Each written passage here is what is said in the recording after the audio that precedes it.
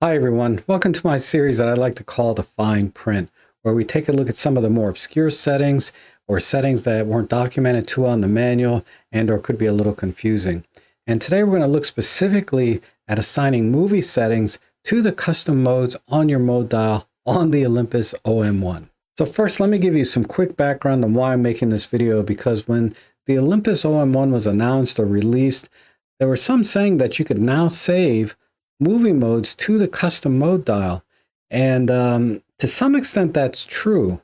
But when people started getting these into their hands, they were finding that they really were not able to save movie settings to the mode dial.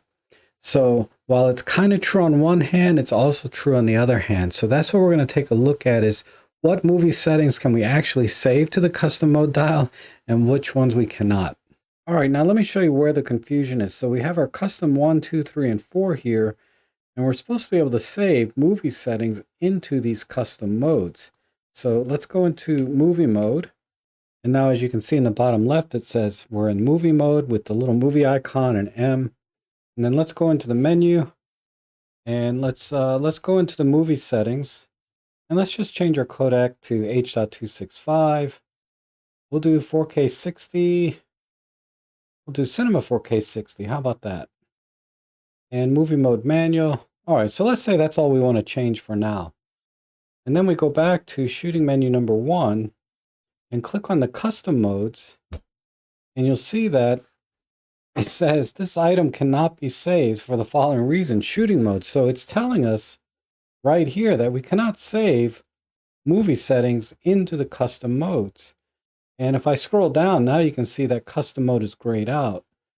So what's going on here? Because clearly we cannot save those settings that I just did in the movie menu to a custom mode while we're in movie mode. So what we need to do is actually go into one of the photo modes, like aperture priority, for example. All right, so let's just go into a photo mode like aperture priority. So as you can see in the bottom left, we're in aperture priority. And if you look in the top right, you can see that it does say Cinema 4K 60p 10-bit as we had assigned in the movie menu. Now, if we go into custom mode, you can see that it is available. So we'll click on it and we'll just say C1, assign, set, and we're done. So now Cinema 4K 60p 10-bit is now saved to custom 1. So now let's just go into the movie menu and change this to H.264.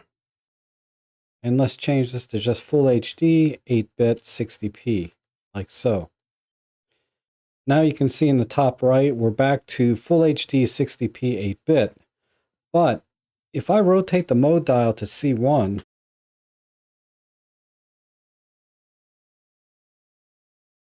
we can see now that we're back to Cinema 4K 60p 10-bit. So if I change back to aperture priority, we're now in 8-bit 60p full HD, and I'll rotate back to C1, and you can see it saves Cinema 4K 60p 10-bit. All right, so everything's looking good so far, but that's not the end of the story. Let's see what happens when we actually push the record button. All right, first I want to confirm we are in C1. And the problem is right now we're in a photo mode. And if I push the record button, the default setting for the record button is actually high-res shot mode. So we need to change that first before we push the record button. So what we need to do is just go back into the menu, then rotate the front dial over to the operations menu, click on button operations, click on button function, go to the record button, and we will just change this to record like so. Now, if we look at the bottom left, we can see it says AC1, which means we're in a photo mode, aperture priority, and using the settings that we saved as C1. Now, we didn't change anything for photo mode, but we did change the movie mode. As you can see in the top right corner, it says Cinema 4K 60p 10-bit. Now, when I push the record button, watch what happens. We're recording, everything looks fine.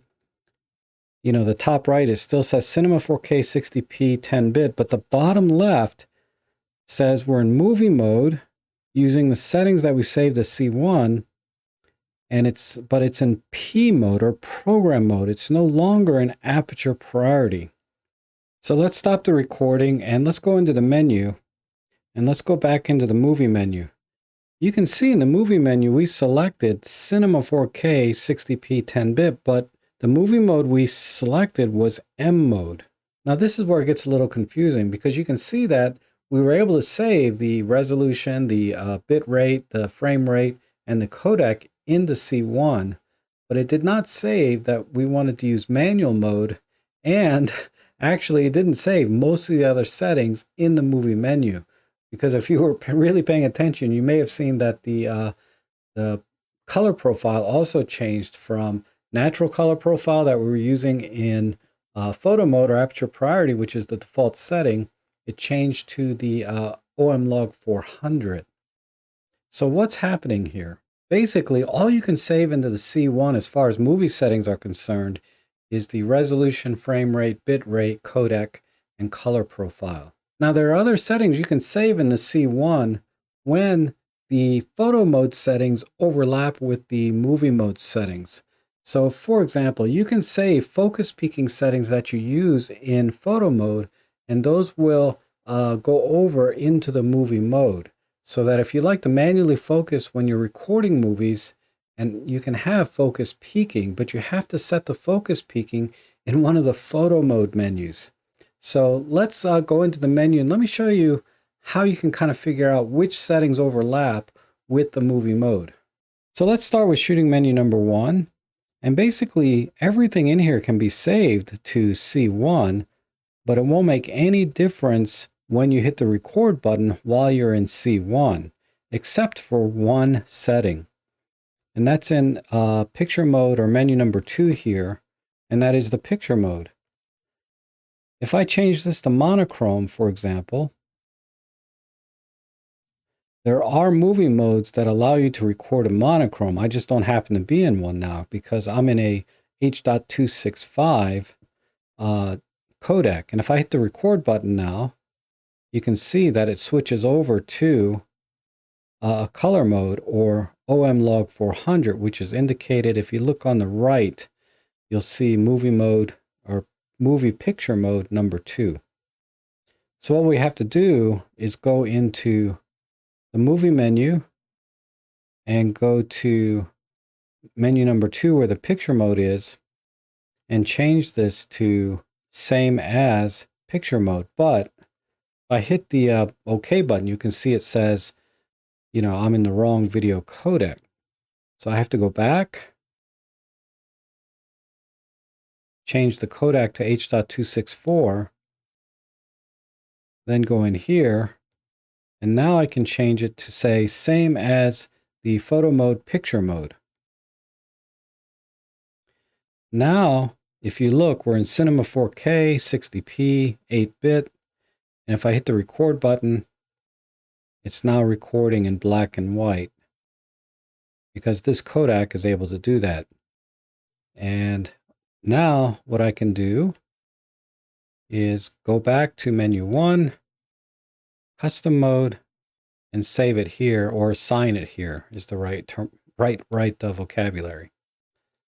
So if I go to a different photo mode like bulb mode, and then I put it back into C1, you can see that C1 is now saved monochrome and the H.264 60p 8-bit Cinema 4K. Now I can hit record and it still records in black and white. So as far as I know, that's the only setting in shooting menu number 1 that you can save to a custom mode that will make any difference when you hit the record button while you're in that custom mode.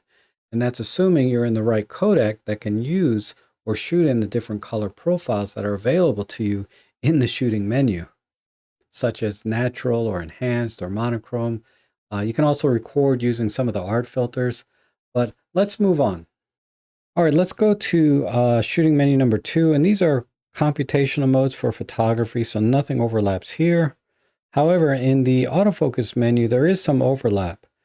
Now, when you see a camera icon next to the setting, that means this is for photo mode only. So actually nothing on this page will have any effect when you hit the record button for movie mode. On the second page, however, there is some overlap here. Specifically, the face and eye detect is available in movie mode. So if we save this to C1, this will also apply when we hit the record button when we're in C1. Same thing with subject detection. If we select something here, this will also work in movie mode. So we can save this setting, and when we hit the record button while we're in C1, this will apply. Now on this page, everything has a camera icon next to it, so we know none of these apply to movie mode. Now if we look here, we see a little camera icon next to these movie autofocus settings, so all of these apply. So I can change this to whatever I want it to be, say continuous AF, and I'll keep my CAF speeds and sensitivity to +1. So when I save on, these settings will also be saved to C1. Now, in here, we have camera icons again, so nothing here overlaps with movie mode. They have no impact. However, on this page, we do have peaking available in movie mode. So we can turn this on or off. We'll just turn it on. And now when we save this to C1, this will also be set when we hit the record button as well. And I don't think anything else here applies. Now in the movie mode, none of these, well, I'm sorry. These first two items do get saved to C1. So if I want to save the codec back to H.265 and just do full HD 10-bit, I can do that. These will save to C1. However, the movie mode will not save.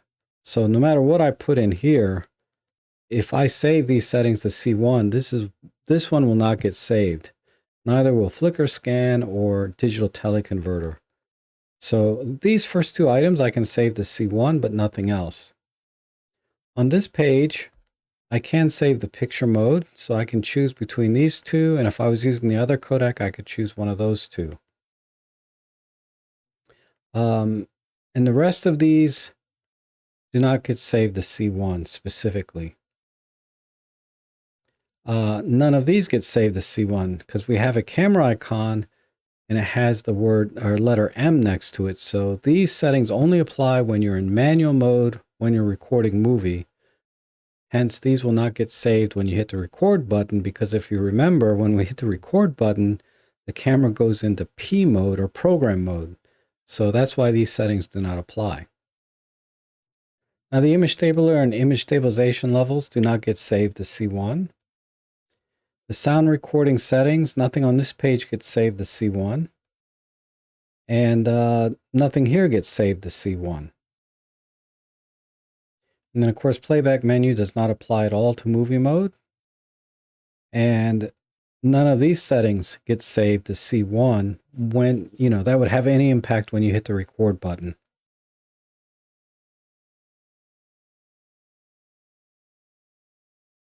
And then none of these settings either. These are all operational type settings. Now, if you're still with me after all of that, I really appreciate it because I know that was grueling. But I thought it was important to walk you through the menus to try to help you understand what kind of settings get saved to C1 that affect the movie mode and which ones do not and why. But now I'm going to make this 1,000 times easier, and this is going to be accomplished by using the My menu. All right, so let's go back into the menu, and we're now in My menu, and you can see it's empty. And I can add things here by hitting the record button while I'm on a menu item.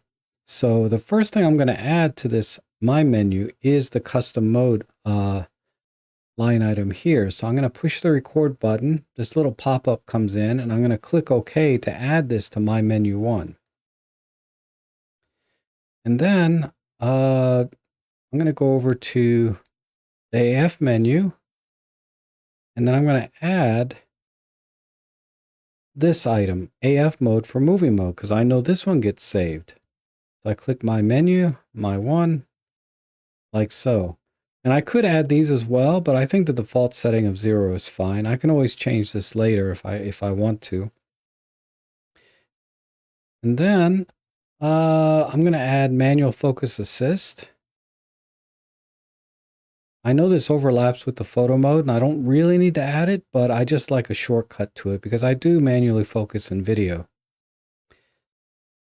And in video mode, or in the movie menu, I know these first two items have an effect or can be saved to C1.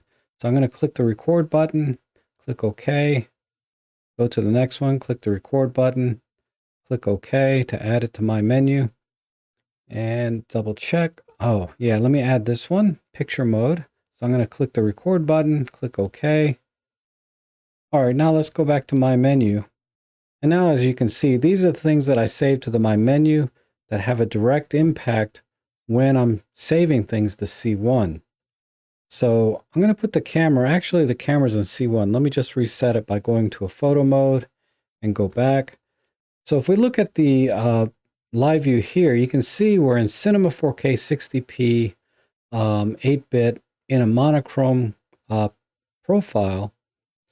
And I don't want this to be my default. So what I'm going to do is just go to menu, go to my menu, and I'm going to change this to CAF plus manual focus. I'm going to turn the manual focus assist on for peaking. And then I'm going to change my codec to H.265. Cinema 4K 60p is fine. In picture mode, I'm in OM-log 400. And then I'm going to go up to custom mode and click OK to set, and then assign and set. Now let's go back into my menu and let's change the autofocus mode to continuous AF, and we'll turn off the peaking. And then let's go into a regular codec and we'll change this to just full HD. In the picture mode, we want it to match whatever the photo mode is. And then we'll save this to C2. So we'll assign, set, yeah, okay, we're good there. And now C1 and C2 are set. So if I go to C2 now on the mode dial, like so, if you look at the bottom left, you'll see that we're now in full HD 60p 8-bit. And if I hit the record button, it now records in monochrome. And I'm also in continuous AF with face detect. Now I can go back to C1. And now I'm back in Cinema 4K. And if I hit the record button, you can see that now I'm back in OM-log 400 with single AF and manual focus. And if I manually focus, we should be able to see the focus peaking like so. The little red shaded areas that you see. And we'll stop there. Now, one last thing I want to show you here is let's go back into C2 mode. And we're still in monochrome mode, and it's going to record in monochrome. However, I'll click the OK button to go into the Super Control panel. I can change this back to natural. And remember, I had set this particular mode to match whatever the photo mode is. So now when I push record, you can see it's now recording in color. So what we're going to do is just go back into the menu and go to page 2 here, click the record button, add it to my menu number 2. And then let's see, what else do we got here? Let's go to the AF menu and go to face and eye detect, and we'll add this one to my menu 2. And I'm going to also add subject detection to my menu 2. And then I'm going to add one more thing. Even though this doesn't get saved to C1, I'm going to just add this as a shortcut, like so. But I still have one slot left on my menu 1, so I'm going to add it here.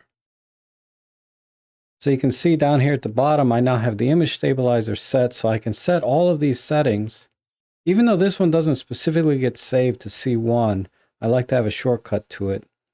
And then if we look at my menu 2, all of these get saved to C1, but they also overlap and will change the photo mode settings at the same time.